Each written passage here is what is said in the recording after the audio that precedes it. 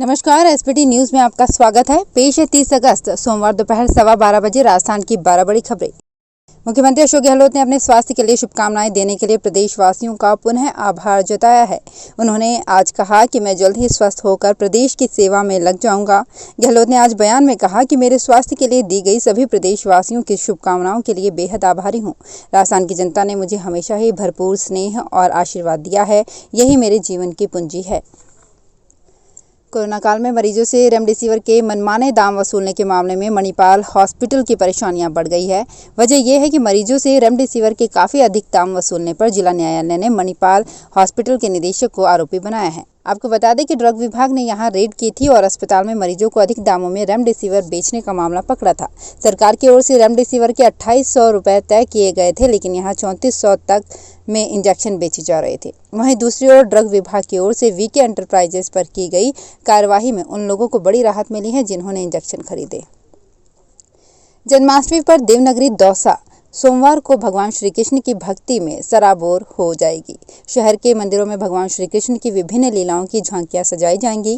मध्य रात्रि को भगवान श्री कृष्ण जन्म के समय विशेष आरती के बाद प्रसादी का वितरण किया जाएगा। विभिन्न संस्थाओं की ओर से भी जगह जगह झांकियों का प्रदर्शन होगा। इससे शहर में लोगों को उत्सव जैसा माहौल देखने को मिलेगा। राजस्थान में कोयले की कमी से गहराते बिजली संकट को लेकर राजस्थान के ऊर्जा मंत्री डॉक्टर बी डी कल्ला ने लोकसभा अध्यक्ष ओम बिरला से वार्ता कर कोल मंत्रालय से प्रदेश में कोयला आपूर्ति को बढ़ाने का आग्रह किया है। राज्य में काली सिंध और सूरतगढ़ थर्मल प्लांट की सभी यूनिट बंद होने के बाद 4000 मेगावाट बिजली उत्पादन प्रभावित हो गया।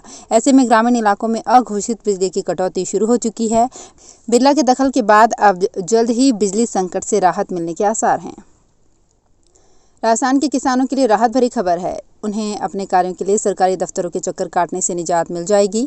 इसके लिए गहलोत सरकार की ओर से राज किसान साथी पोर्टल लॉन्च किया गया है। इसमें खेती की डिजिटल तकनीक को बढ़ावा मिलेगा। ईज ऑफ डूइंग फार्मिंग के रूप में विकसित इस पोर्टल के जरिए किसानों के अब ज़्यादातर काम ऑनलाइन हो सकेंगे। प्रोजेक्ट के तहत कृषि और संबंधित विभागों के कुल 144 मॉड्यूल्स विकसित किए जाएंगे। मुख्यमंत्री अशोक गहलोत ने श्री कृष्ण जन्माष्टमी पर प्रदेशवासियों को हार्दिक बधाई और शुभकामनाएं दी है। गहलोत ने कहा कि भगवान श्री कृष्ण ने निष्काम कर्म करने, शोषण एवं अन्याय का प्रतिकार करने तथा जरूरतमंद लोगों के कल्याण के लिए समर्पित रहने का संदेश दिया। भगवत गीता के माध्यम से दिया गया उनका ये संदेश युगों युगों तक प्रासंगिक बना रहेगा। गहलोत ने अपील की है कि कोविड संक्रमण से बचाव के दृष्टिगत सोशल डिस्टेंसिंग एवं कोविड प्रोटोकॉल की पालना करते हुए परिवार के साथ हर्षोल्लास से त्योहार मनाएं। राजस्थान में फिर सक्रिय हुआ मानसून सोमवार को पूर्वी राजस्थान को भिगोएगा, जबकि पश्चिमी राजस्थान में बरसाती बादल मंगलवार तक पहुंचने की संभावना है। मौसम विज्ञान केंद्र जयपुर के अनुसार वर्तमान में उड़ीसा, आंध्र प्रदेश के तटीय क्षेत्रों के ऊपर एक कम दबाव का क्षेत्र बना हुआ है। Monsoon trough line Ganganagar, Alwar और कम दबाव के क्षेत्र से होकर गुजर रही है। इसके चलते सोमवार व मंगलवार को जयपुर, उदयपुर, कोटा व भरतपुर संभाग के जिलों में मेघ गर्जन के साथ कहीं कहीं हल्की से मध्यम दर्जे की बारिश होने की संभावना है। कौन बनेगा करोड़पति में अमिताभ बच्चन के सामने कोटा रेल मंडल के स्थानीय खरीद अनुभाग के कार्यालय अधीक्षक देशबंधु पांडे को जाना महंगा पड़ गया है। उन्हें रेलवे प्रशासन ने चार्जशीट थमा दी है। साथ ही 3 साल के लिए उनकी वेतन वृद्धि को भी रोक दिया है। रेलवे प्रशासन की ओर से की गई कार्यवाही का कर्मचारी संगठन विरोध कर रहे हैं। वेस्ट सेंट्रल रेलवे मजदूर संघ के मंडल सचिव अब्दुल खालिद ने कहा कि पांडे के साथ रेल प्रशासन ने ठीक नहीं किया है। मजदूर संघ पांडे के लिए न्याय की लड़ाई लड़ेगा। टोक्यो पैरालंपिक में शूटिंग में सोना जीतकर गोल्डन गर्ल बनी अवनी लखेरा ने जता दिया है कि कुछ कर गुजरने का जज्बा हो तो कुछ भी असंभव नहीं है। साल 2012 में एक एक्सीडेंट के बाद अवनी व्हीलचेयर पर आ गई थी, लेकिन उन्होंने निशानेबाजी के खेल को न सिर्फ अपना शौक बल्कि प्रोफेशन भी बना लिया था। कोरोना काल में भी वे अपने घर पर रहकर पैरालंपिक की तैयारियों में जुटी रही। अवनी का सपना था कि वो पैरालंपिक में गोल्ड मेडल जीते। अवनी की जिद और जुनून ने उसके इस सपने को आज पूरा कर दिया है।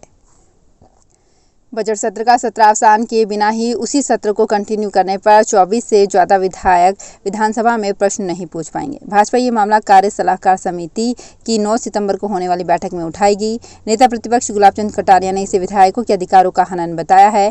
कटारिया ने कहा कि विधानसभा अध्यक्ष सीपी जोशी से भी इस मसले पर बात की और उनसे आग्रह किया गया है कि अपनी शक्तियों का प्रयोग करते हुए विधायकों को उनके अधिकार वापस दिलवाएं। रेलवे में कर्मचारियों को नियमानुसार दी जाने वाली पदोन्नति प्रशासन की मर्जी बन गई है। रेलवे ने कई जूनियर कर्मचारियों को प्रमोशन देकर सीनियर बना दिया। रेलवे ने इस सिफारिश को नहीं मानते हुए परीक्षा का परिणाम नवंबर 2008 में जारी कर 1 साल बाद पैनल जारी किया। इसमें 25 कर्मचारियों, 12 प्रधान लिपिक, 12 वरिष्ठ लिपिक और 1 लिपिक का चयन किया। रेलवे ने पे कमीशन के आदेश को दरकिनार करते हुए पूर्व में कार्यरत प्रधान लिपिकों को कार्यालय अधीक्षक नहीं मानते हुए 13 जूनियर लिपिक को मई 2010 में कार्यालय अधीक्षक के पद पर पदोन्नति दी है। दौसा जिले के मानपुर थाना के अंतर्गत मुखिया खेड़ा गांव में दिन दहाड़े चोरी करने के लिए 2 व्यक्ति आए, लेकिन महिला की सजगता से लाखों रुपए के जेवरात चोरी होने से बच गए। पुलिस ने बताया कि रविवार दोपहर करीब 12 बजे 2 व्यक्ति मोटरसाइकिल पर सवार होकर मुंडिया खेड़ा के प्रकाश मीणा के घर पहुंचे, जहां एक व्यक्ति सड़क के पास रुक गया तथा दूसरा व्यक्ति मकान के अंदर चला गया, जहां अलमारी के ताले तोड़कर उसमें रखे करीब 5 लाख रुपए के जेवरात को निकाल लिए। तभी वहां पहुंचे प्रकाश की पत्नी संजू ने बहादुरी दिखाते हुए चोर को पकड़ लिया। तो फिलहाल इस बुलेटिन में इतना ही, फिर हाजिर होंगे कुछ और बड़ी खबरों के साथ। एसबीटी न्यूज के और भी वीडियोस को देखने के लिए हमारे चैनल को सब्सक्राइब करें और नोटिफिकेशन पाने के लिए बेल आइकन को प्रेस करें।